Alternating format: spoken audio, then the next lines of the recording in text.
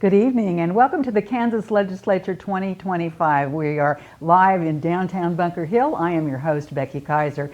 I am a news reporter with Hays Post Eagle Radio with Eagle Media in Hays, and also a fellow with the Docking Institute at Fort Hays State University. And we want to thank Fort Hays State for being involved in supporting our program this evening. It's important that we have their input and support. And as a reminder, it's important to have your input and support as well, because we have a couple of gentlemen here who are ready and willing to talk about anything that you might have a question about or maybe a concern.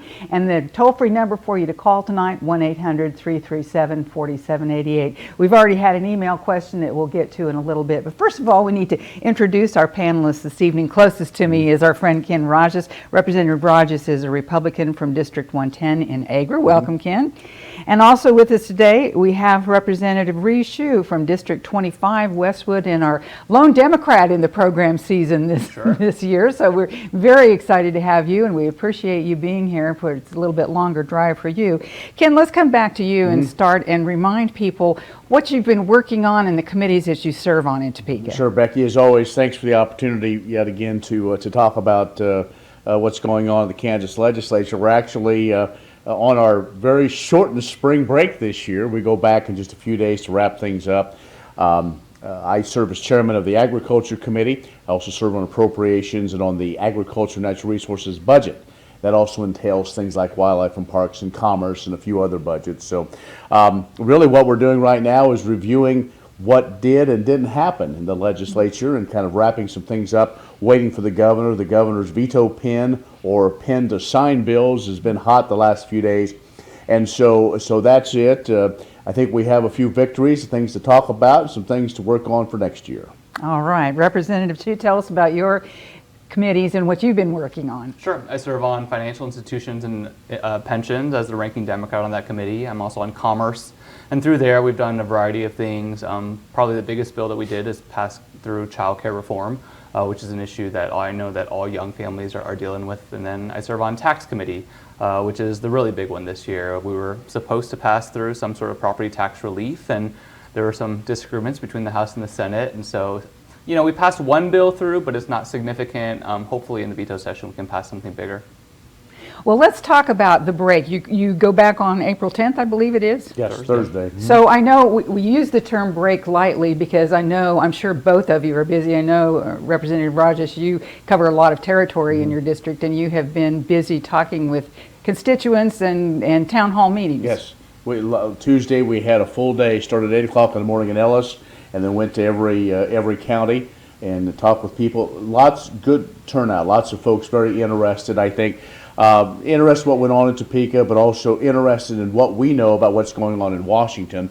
Because I think what you find is a lot of folks, there's a lot of unknowns and want to know what we as a state can do. Not much we can do. We're like them. We just kind of wait and watch and see what happens. And if there's some things we can do to prepare, that's what we're doing. But I think overall, folks were respective of what had gone on. I think, as Representative Xu said, we're all a little disappointed we couldn't do more for property tax relief or do something significant. I think there's still an opportunity. What we could do is really what the state does as far as what they collect in property tax. But I think there's still some work to do as we can work with our counties on trying to do some things, but I'm sure Representative Xu will say there was a number of issues. I also served my 4-year term as on the tax committee, and so you hear a lot of different ideas. And other than that, folks are concerned about water. We did some things with water this year a lot, and looking forward to in the budget. The budget is done, and I think the governor's going over right now what. She has light on the veto, so we'll see what that is, and then we come back next week and see what we decide we want to fight for, or whether we just say, okay, well, we'll let that one pass, because again, the bottom line is the bottom line, Becky. We still have to be within a certain range, because this year we're going to be sine die. We're going to be done before the estimates come in for April, so that seems like that would be difficult to work without that information. I think it is. I think this is the first year kind of going back to this way, so I think we'll see moving forward. So we have some buffer, I think, this year that maybe we wouldn't to say, what the caseload comes in with some of our other social programs and so on that we need to kind of make sure that's available. And then, we have some mechanisms when we're not in session. But again, I like to do more of those with all of us rather than just a handful of folks deciding that. Well, Representative Xu, being from District 25 Westwood, I imagine that it's a little bit different for you when you have meetings with your constituents, Sure. that you probably don't have as much windshield time as Representative Rahjes does. And do you do that? And how do you decide where you're going to meet with people? Yeah, all the time. My district is much more condensed than these rural districts out here, so you could walk to basically 5 coffee shops within the area, and so that's usually where I do my business, is I meet at a coffee shop and chat.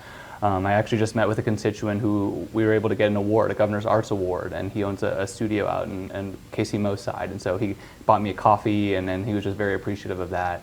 I think for us, it's probably similar to Representative Rahjes. People are just very concerned at what's happening on the federal level. The last couple of days especially, they're probably like me and checking their retirement accounts a bit too often. I'm luckily only 35, so I have a little bit of time to go before that conveys, but a lot of people are pretty close to retirement age, and they're really concerned right now. So they're calling us. Again, we don't really have the answers to the federal stuff, and so we have to refer them to the federal partners to deal with it. But I would say right now the vibe is people are just way more concerned about everything happening on the federal level than they are really with our stuff. Do you have any sort of commitment or obligation to constituents to help them at the federal level? You talked about referring to the federal partners we have, of course, in Congress. I mean, not really. I mean, of course I listen. Of course I refer them if I can, but there's just not that much power that we can do other than trying to pass more property tax relief. For me, in my district, it's mostly just saying, I hear you, I'm concerned as well, I'm in the same boat as you are. We just kind of got to get through this together and kind of see what the next couple weeks, couple months holds. All right. Well, let's talk about property tax relief. You both mentioned it a little bit, that it didn't go quite the way that you expected. Bring us up to date. What has happened? So basically, the big story is that the House and the Senate proposals were just from the start of session very wide apart. The Senate proposal, they are always stuck on a 3% or 4% property tax cap. Whereas the House had a variety of proposals, the main one being kind of reinstating the old LABTRF fund, now called the ASTRA fund, which would be the state giving money back to the cities and counties, keeping their budgets low. And there just wasn't any middle room at all, really. The Senate was very firm on this, and the House actually was willing to take a vote on the Senate's proposal, and we did that the last day of session, and it went down in flames. Probably 37 to 88 was the vote count. Which I lovingly refer to as Democrat numbers. You know, there's 37 Democrats. If we had a proposal, that's how many votes we would get. And so they kind of just adjourned in a huff as a result of that, and so we were not able to negotiate anything else in between. I think everybody has a strong interest in doing something on property taxes, especially for our kind of fixed income seniors. But it remains to be seen what we get done in veto session. Well, Representative Rahjes, there's not a whole lot of wiggle room for the state. They're not involved all that much in property tax. Right. Where the state is, it's 1.5 mills, and that goes to basically campuses for rehabilitation and school of the blind, school of the deaf. That's the state's role. Other than that, the 20 mills else that goes in is basically a pass-through. Comes from the counties back to the state and then back to the school districts. And so that's the situation. So what Representative Smith, who's chairman of the tax committee, proposed, this ASTRA fund, is kind of like the LAVTR, which is if counties hold their budgets tight, maybe reduce that mill levy, that spending, then the state would have money then to come back in some form, hopefully, then the counties would pass that on as property tax relief. Again, as I've said multiple times on this program, we have to quit fighting each other. We have to quit blaming each other. That means the county and the state. We have to work together because we're all elected by the voters, and the voters have asked us many, many times to give us property tax relief. And so that's where we need to continue to find solutions one way or the other. We did do some other things on income tax, and that's one of the reasons why maybe this year we have been more scrutiny with our budget, because we did pass finally the property taxes or the sales tax reduction on food. The state portion went to zero, assuming it was couple of $100 million. It ended up being close to $500 million. People like to eat in Kansas, and so that cut into some of our other money that we could have done maybe other things for some sort of tax relief, and also we eliminated the tax on Social Security benefits in Kansas. Federal's still there, so we have given a lot of tax relief and income tax relief. But again, folks on the campaign trails, and as we go out and have town halls, they still want property tax relief. They feel they're burdened by that, and so those are the things that we'll continue to work on. And again, this is year one of a 2-year biennium, so I think you'll continue to have these discussions. And tax is one of those committees that things kind of slowly go along. All of a sudden, there's a bad rush at the end. And I'm sure over this break that the chairs of House and Senate tax probably have had many conversations on how we can move forward. Leadership is saying, what else can we do when it comes to any tax relief? Property tax relief, I don't know unless the House version gets done. But again, as Representative Xu said, there's really a philosophical difference of this Astra program giving money back to the counties if they keep their budget, and a possible constitutional amendment that would say we would cap the property tax at say 3 or 4%. And that was the one that just, I think 87 voted no, and I was one that voted no because I don't think it was really what we needed, and so it was. The last couple hours of the session was very interesting. What word did you use, Representative Xu? You said it was not interesting, but and I forgot what you said. But anyway, in a huff, yes. In a huff, yeah. And on that point, the 3%, 4% cap sounds good, but it really is very challenging for a variety of reasons. It really hampers our locals to be able to do kind of anything, and kind of for my demographic, a lot of my friends cannot afford to buy a house right now. People who are 10 years younger than me are not even thinking they're going to be able to buy a house. And if we pass the 3% cap, that means there's going to be no housing turnover at all, basically, in the state. We saw that in California when they passed Proposition 13. And so there's a lot of really devastating impacts to that one. Kind of the overarching reason why property taxes keep raising so much is just housing supply. We just don't have enough houses on the market that people want to buy. And so that's something that I've been pushing is, if we build more housing supply, that will kind of smooth out the property tax increases. And we're looking at that all over the state. Yes. I know we focus a lot on Johnson County. We even out here want to help our Johnson County folks because they're still growing in that region. But we need housing out here as well, even though maybe our population isn't what it is. And we're trying, and we're working trying to get builders, and there's a lot of groups that are trying to do that. And we've had support from our Johnson County legislators and some programs that work on these underserved areas that need housing, child care, and so on. And so I think it is a good relationship we have, whether party lines or geographic lines, that we all understand this, because we all know if we can take some of that housing pressure off, that will open up. It is even in Westwood. I'm sure that there are areas that probably housing that probably needs to be either demolished or some sort of incentive to fix it up and things, because that's the one thing that we want to make sure, regardless of where you live in the state of Kansas, that you want to have. Because I still believe that's the American dream of being a homeowner. Sure. Maybe not at 27 or 37, but at some time, everybody wants that, because that's yours. That's your piece of property. We want to remind you that you're welcome to participate in the show this evening, and we have a toll-free number that you can call, 1-800-337-4788, and we're here to answer questions, or if you have a concern, feel free to talk about that. I want to kind of move into the ag area for a moment and talk about a couple things, and we'll start with this email question that we got from one of our viewers. This is regarding the proposed cattle feedlot in Larned. 88,000 head is how big they want to make that. According to this viewer, it looks like an environmental disaster waiting to happen. Why are corporate profits being prioritized over the health and safety of the community of Larned in that area? I'll start with you, Representative Rahjes. Well, I think there's probably more to this story than that. I think Larned and Pawnee County is an area that needs economic development. I think that the group that's putting this in is top-notch, and I believe that they're going through the process. There was a hearing in Topeka, and there was a hearing, I believe there was also an informational hearing out in Larned for them to talk, and all sides were heard, and it goes through the process. I am very concerned about the legislature trying to pick winners and losers of who can and can't do a business. We have procedures in place, and this may be something that it's a very fine line when you talk about economic development. You want it till you don't want it, or only want certain places, or only want certain restaurants, or only want certain people.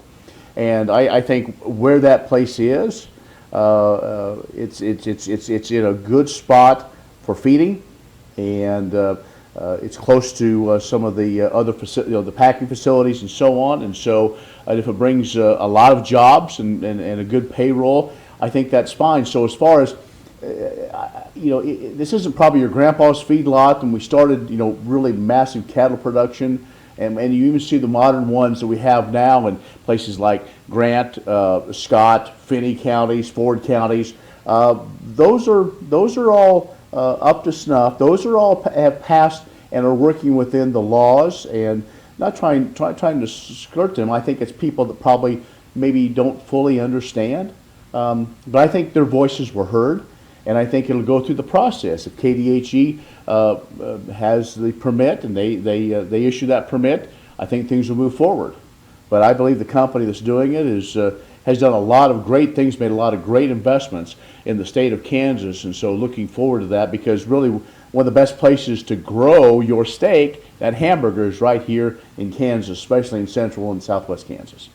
Representative Xu, do you have anything like that in the Westwood area? Or Not too many cattle feedlots in Westwood, and it's hard to follow Mr. Agricultural Chairman over here too. But I will say I am absolutely supportive of the economic development that this would bring to the area. I think jobs, especially in kind of those parts of the state, are vitally important. But like Ken said, you got to do it right. Mm-hmm. You got to make sure that we are not going to be contaminating our groundwater. You have to make sure that we're not using too much water to the point that's going to keep depleting our aquifer as well. I know Ken has worked really hard at kind of reforming kind of how we do water in the state. And so as long as those things are right, as long as we're comfortable, as long as the regulators are comfortable with the environmental impacts, then by all means go for it. Mm-hmm. But keep a close eye on it. All righty. We have a viewer is on the phone with us now with a question or comment. Jesse from Colwich, your comment this evening? Yes, gentlemen, thank you for serving. I know it's a challenge and a burden at a lot of times, and you guys do great work. Two-part question. I guess you can pick one or the other or both, but one is on solar. It seems like there's a lot of interest in solar, even beyond farm scale to kind of utility scale stuff. Does the state have a role in any of that? And then the other question is about issues that maybe didn't become quite ripe that you wish would have, or things that didn't quite make it across the governor's desk that maybe you wish that would have. A couple good questions there. Let's start with the solar. With you, Representative Rahjes. I know that there have been kind of ups and downs with the solar industry in Kansas, and some of that depends on what's going on federally as well. Jesse, thanks for the call. Good to hear from you.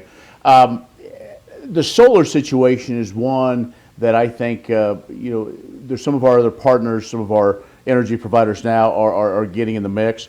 A lot of that has been led by the federal, and I think as we talked about at the top of the show about what's going on in the federal, I don't know where everything is heading with some of these new energies. The state's role is basically almost hands off in a sense. I think there are some concerns. There's a proposal out there around the feedlot in Scott County that they're looking at for some of those renewable energies from solar as well as wind, and so there's a solar farm going to come pretty close here to where we are, here in Russell County, and there's one down in Stanton County and a few others. And I think as far as the mix, I think that's fine. But as far as that role the state has, it's more of a kind of verify if our role. I think we need to continue to work with the feds as far as space and so on. But again, it's hard to say, you can come but you can't, and I think it's one of those things we need to wait and see where the federal government's going to go, where this Department of Energy, where they are. This administration, I don't really know exactly where they are in the future of some of these renewables. Good point. Representative Xu? When I think about the future of Kansas, I've always kind of thought that Kansas should be and needs to be the clean energy capital of the United States. That's a reason why I'm not a huge corporate welfare guy, but I did vote to allow Panasonic to come here because I thought that there's a great future in electric vehicle batteries. I think there's a tremendous future in Kansas for wind. We have a lot of that. I just drove 3.5 hours in it, and we have a lot of sunlight, especially in the southwest parts of the state. We can be the leader. When people think clean energy, that can be Kansas. We're not right now, but over the next 50 years, we could be. And so I think the state should invest more. Again, there's 37 of us in the Kansas House as the Democrats. So what I want doesn't make it through very often. But if I had my druthers, I would put state resource into expanding this as an option in the state. And then we can export our excess energy, our excess clean energy to the other parts of the country. We can not only feed their nutritional needs with our agriculture, but we can feed their energy needs as well. And that's my vision. Mm-hmm.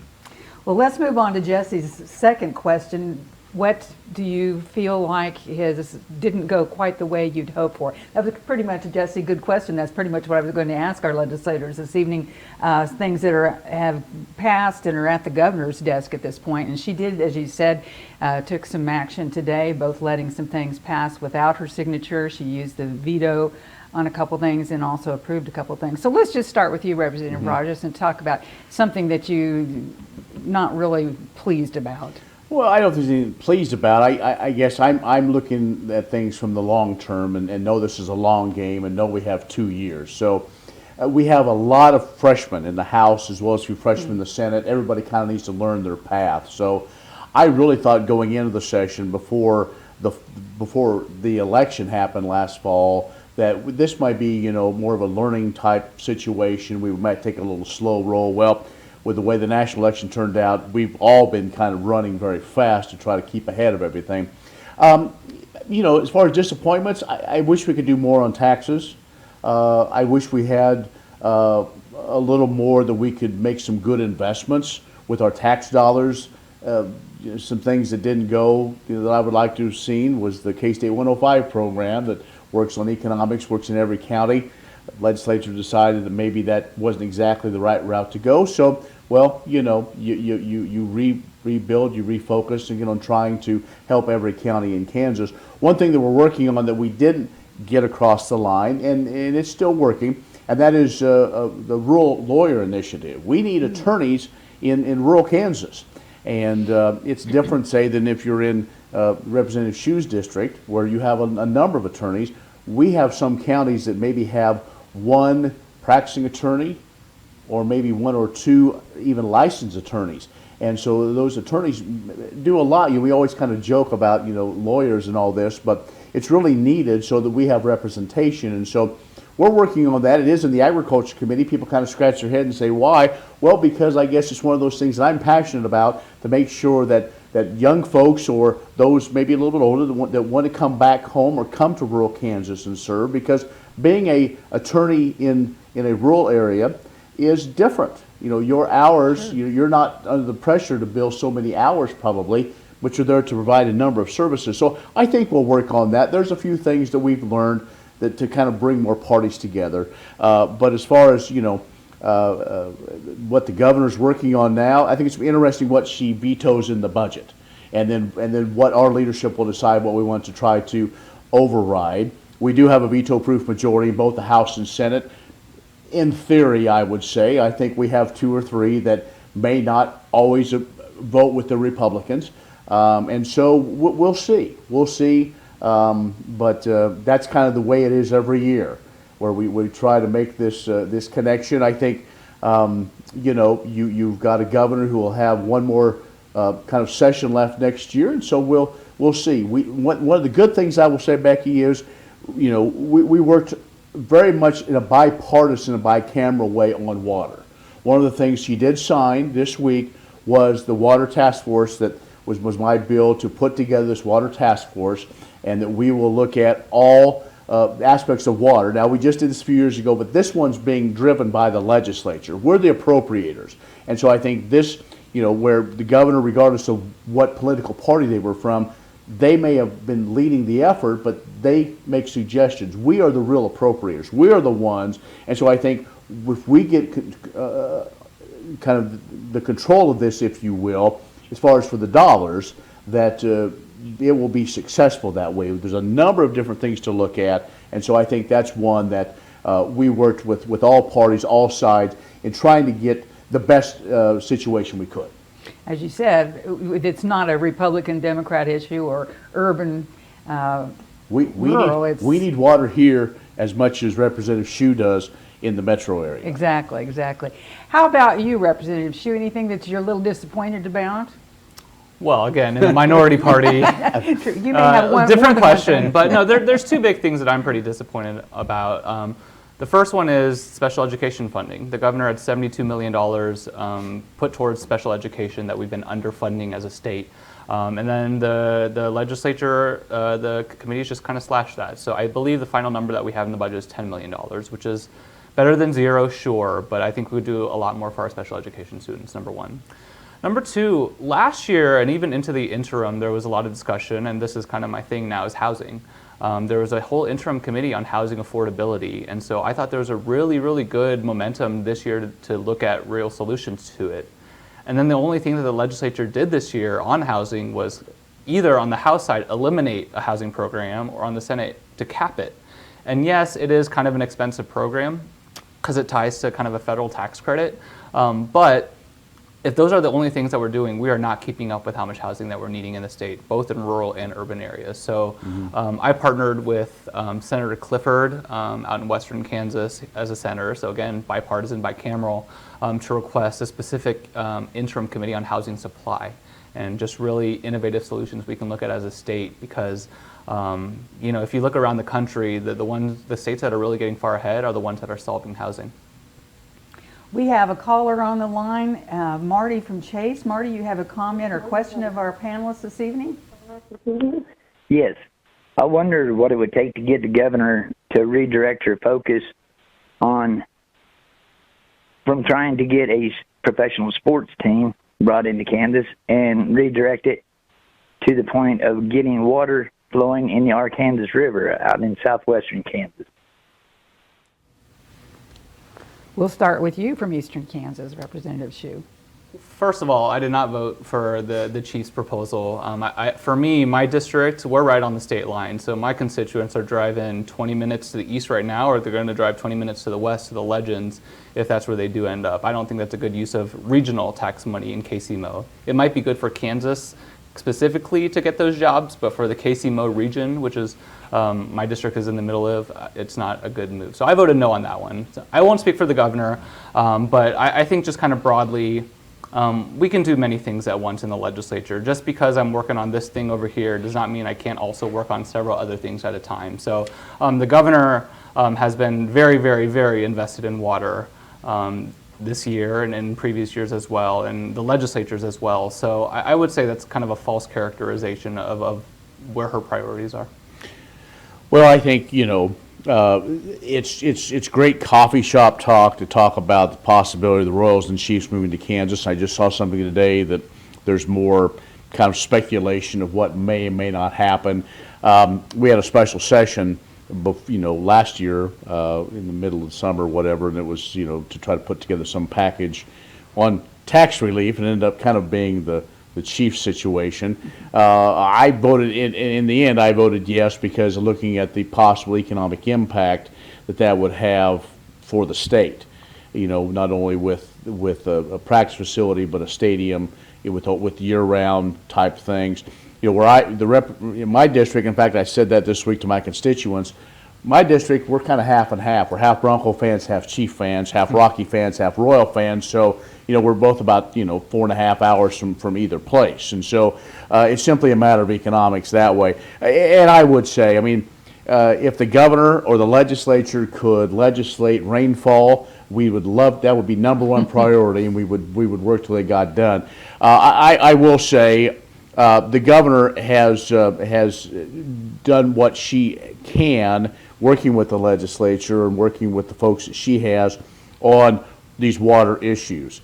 We would love to have water down the Ark River again, and I think what you're going to find is, as this water plan works its way through and we continue to find solutions to all these challenges. I think if the legislature's there, that funding will be there. Because right now what we have, Becky, is we have 13 different agencies and sub-agencies digging into water, kind of putting their hand in the bucket, if you will. Now, if you put your hand in a bucket of water, there's not much left at the end. So we've got to stop that. We've got to stop that, and we've got to let people know the investments that we're making. We're putting money into water. This year, we started out with quite a bit. We had about $10 million. That's where I kind of thought we would be, just because of the way the budget worked. $10 million additional from the monies that we have. And so, I think the governor, again, she's not from my party, but I will say that she is willing to talk with anybody, trying to find solutions for Kansans, and we appreciate that. And we have worked, and we do have a lot of conversations with her office about water and moving forward. And I think part of that is what we'll find is, it's kind of upstream is that situation. And not only us, but other states like Colorado, where that water would come in, they're also working at situations with irrigation and water use. And so it's one of those issues that we've been dealing with for years and years, and it takes years and years to solve. And so I think, what we're going to try to do, last thing I will say about that, is really try to keep the politics out of water. It's very tough to take the politics out of anything. But because as we looked, I think, in the session, I called some of these things the politics of water.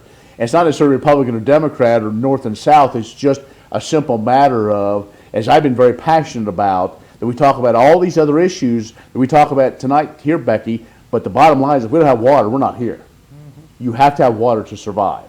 And so, I have to maybe temper that message so people don't, kind of roll their eyes, but it is the absolute truth. And so that's where I hope, I guess one thing that not necessarily disappointed, but as we play this long game, that we all realize a good investment, a great investment for the future of Kansas is water, and how to make sure that there's enough for irrigators, for our municipals, for our industrial, and we have good quality water as well. Thank you for your question, Marty. If you have a question or a comment that you would like to address to our panelists this evening, you can call us toll free. That number is 1-800-337-4788. We were talking about, she was remarking about the governor. I thought we might go ahead and talk a little bit about the budget. And you mentioned line item veto. Let's have a little government lesson, Representative Xu, and talk about what does that mean, line item veto? What can happen there? Sure. So basically, the governor can go literally line by line. That's how our budget is laid out, line by line, and stuff that she doesn't like, she can just strike out. The legislature can override her if they so wish, but that's her ability to kind of control the budget that the legislature sent her. Things worked a little bit differently this year with the budget. So in previous years, the governor had her budget, and the legislature worked off of that one, adding and subtracting off of her budget to provide the final budget to her, which she would line item veto. This time, she presented her budget, and the legislature, kind of along the same way, had their own budget as well. And I will say it's a pretty lean budget. I will, there's things in there that I quibble with that are not in there, more so than the stuff that is in there. There's a couple of pet projects in there, I would say, that I would line item veto, but it's a pretty lean budget because of our kind of tax situation. So we'll see what she does. $27.08 billion is the budget for the state of Kansas. Of that, about 10.85 is what we call state general fund money, which are the tax collections. The rest of it is federal and grants and everything. So you have to, when you put the budget together, it's any sort of monies that come in. And I think there are pet projects, if that's the right term to use. It is that way every year. It's negotiating to get the votes you need to have a budget passed. Every year the governor vetoes certain things that she doesn't like, or she thinks that it's not right, and if the legislature has the numbers and they want to put it back in, then that's typically what happens, and we all kind of get along. And the governor has her priorities as well, and so I don't know for sure. I'm sure there are some things that she had talked about not wanting to fund, or if it came across her desk that and stayed in the budget, it would not be there. I think one of the things earlier that Representative Xu said about the special education funding, while yes, it was 10 million, but the monies we have put in the last few years of 70 plus million are still there. So as far as a drastic cut, no. But in government speak, if you're not adding, if it's status quo, even some see it as a cut. And so that's the situation. I think one thing that's going to come forward too is there will be there's already a committee that's starting to meet on the future of K-12 and the funding formula, and so all these different things will be put in as well. And when you think of K-12 education and with higher education budgets, that is well over 64% of the budget. And so we quibble about this big document that is the budget. It's almost as much to print it as it is what it goes out to. But the couple things we hope that stay in there, and I think they will, is money for Larned State Hospital for the nursing, and we have a situation where we need more nurses there, and so we're utilizing those that are under contract, which is costing the state quite a bit of money, but we have to provide those services. We did have a small bump for our IDD community, those folks which they need it, and to help those that serve. And so there are some good things, but obviously I think every time there's some situation you kind of go, now how did that happen? And then you say, oh well, it was so and so to get so and so to vote for it. It is truly sometimes a sausage making process to where it may taste good in the end, but getting there is a bit of a challenge. Thought we might touch on some of the activity today as we speak that the governor did with her pen, whether she was signing things or vetoing things. And one of the things that has been popular to talk about was whether or not the SNAP food assistance would allow the purchase of candy and soft drinks, and that was then the state had moved to prohibit it, but she actually vetoed that today. So your thoughts on that? Not a surprise. We knew she was going to. It's one of those situations. I voted for it. I don't know what the numbers were, but I don't think the numbers even that passed were veto proof, and I'm guessing that will stay. What this does is this basically petitions the federal government to give the state the ability to do that. It's something the federal folks want to do. I think the is it MAHA, Make America Healthy Again type situation that they want to look at. And it's one of those deals, that if you're on assistance, that once you find healthy food.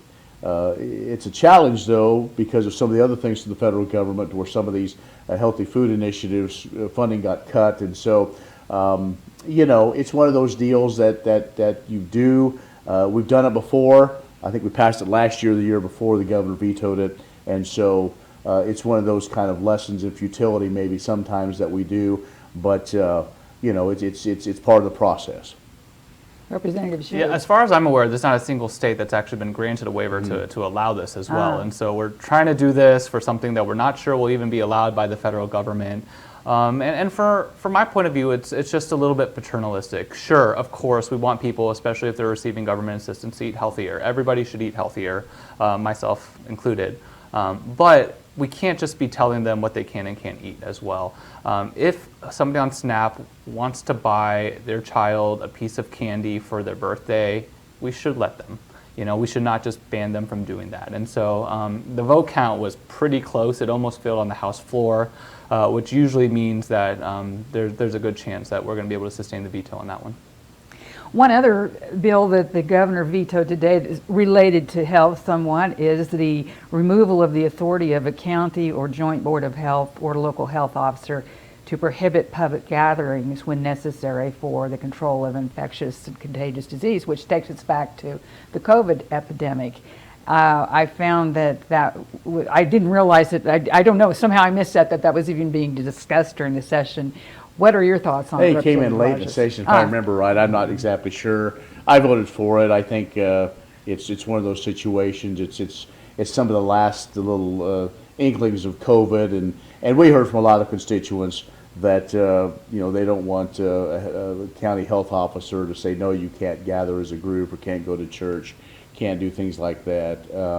And so I think, and again, I don't know if it passes or if it gets the veto override, I'm assuming it will go to court, and it's another one of the things that's just part of the process, I believe.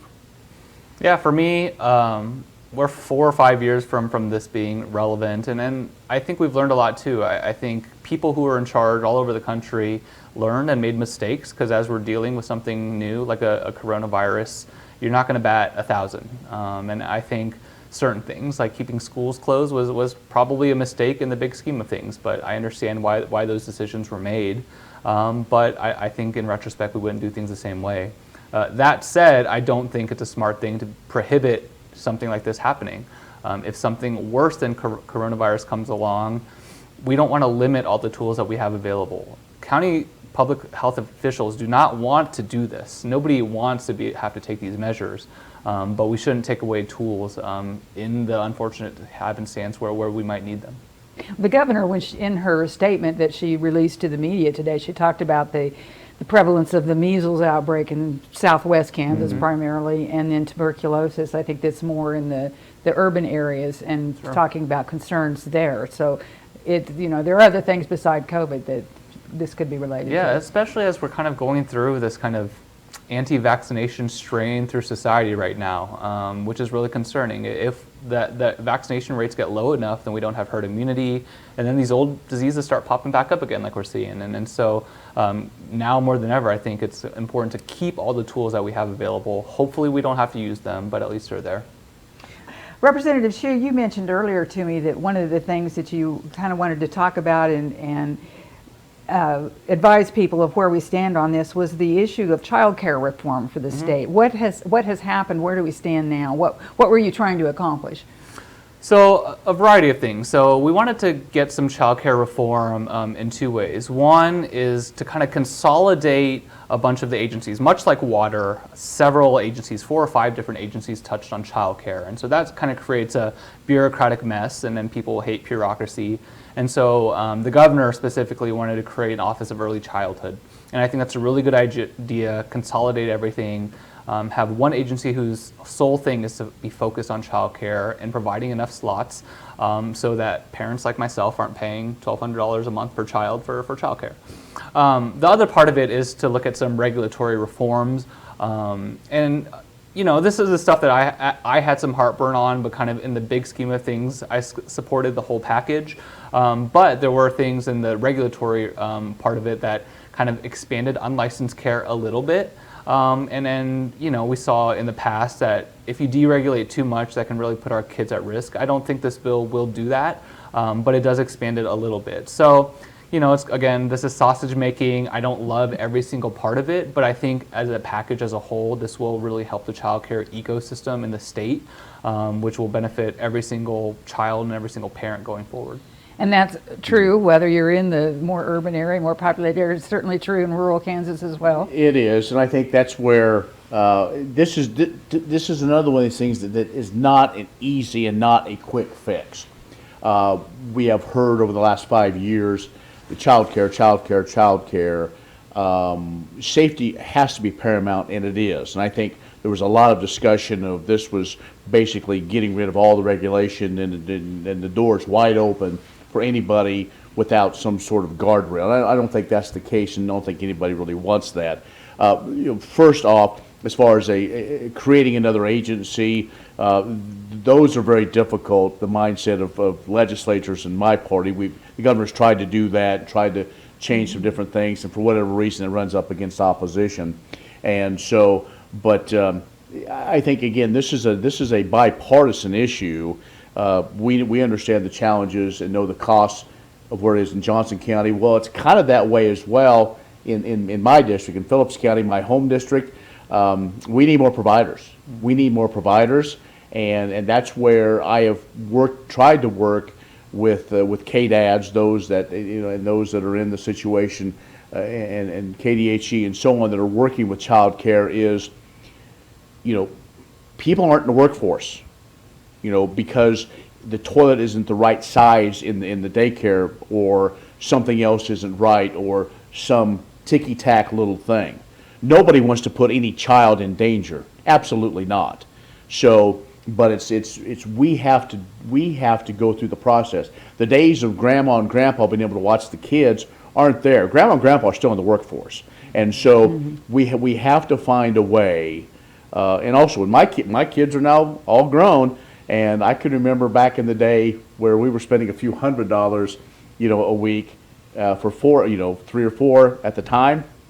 Now it's one is the same cost as that, and so it's a situation that we need to have kind of all parties look at this. It's great to have the folks that work in early childhood development in our schools and so on, but also bring in other business folks, and because even in our area, we continue to see more businesses trying, whether it be hospitals or just local businesses, so they can have a workforce and provide that is a great benefit. It truly is, and so that's where the conversation needs to go. And I continue to have those conversations with the state agencies of going, how can we work together and solve the problem rather than continue to find roadblocks and find ways to not approve the situation. Again, if you'd like to participate in the show this evening, give us a call. The number is 1-800-337-4788. If you have a question or a concern that you'd like to address of our panelists. Representative Xu, one of the things that you wanted to talk about this evening is to remind people of the changes that are coming up regarding judicial selection. And we talked about that a little bit the last time you were here, Representative Rahjes. Remind us what's going to be different. Well, nothing will be different. We will get to vote on it next August, 2026, the primary ballot on whether or not we want to change how we select our Supreme Court justices. Right now, we have a bipartisan nominating commission of lawyers and non-lawyers who give the governor 3 names to choose from, and she selects one of the 3 to be on the Supreme Court. The constitutional amendment will change that to an election. Almost certainly a partisan election like we just saw in Wisconsin and like we have seen recently in North Carolina as well. And in those states, people are spending from out of state hundreds of millions of dollars on these races. I mean, these are lots and lots of monies, billionaires from both sides pouring money into the state. And I think that creates a really, really toxic environment.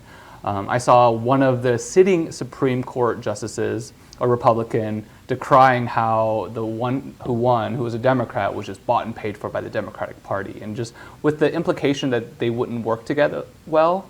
And right now, that vibe does not exist in Kansas. Right now, I'm sure there are ideological differences in our Supreme Court, but they do seem to want to work together and collaborate and make decisions kind of to make Kansas as a whole better versus parties. And so I think this is going to be one of the most consequential votes that we'll have for a long time in Kansas.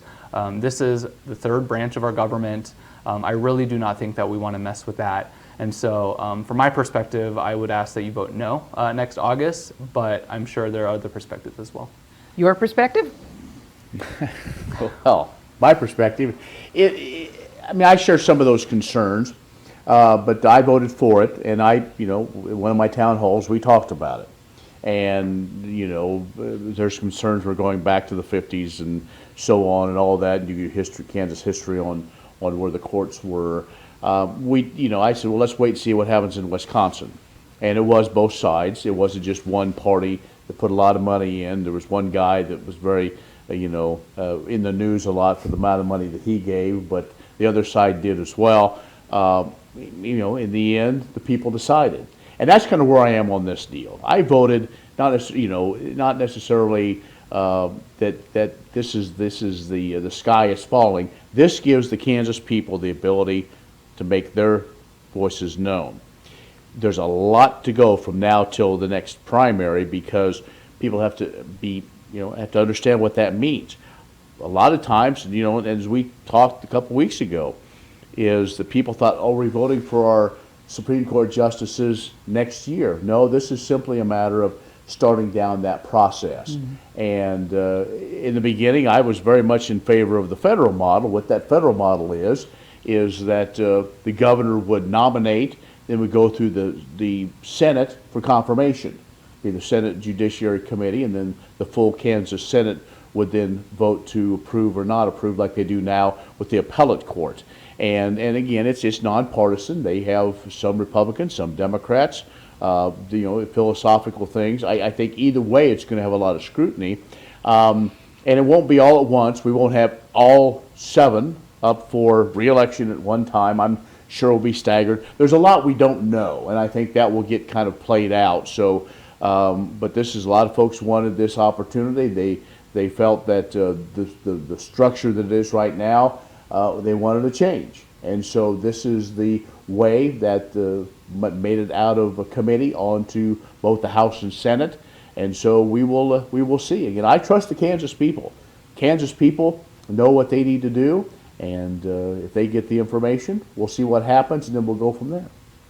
Representative Xu, one of the things that has been another hot topic in discussion for quite a while now, and we've had some movement on that, is the issue of mail-in ballots and whether we could continue with the 3 days after the election day and whether or not those ballots should be counted. And people have differing opinions on it. What has happened to that issue?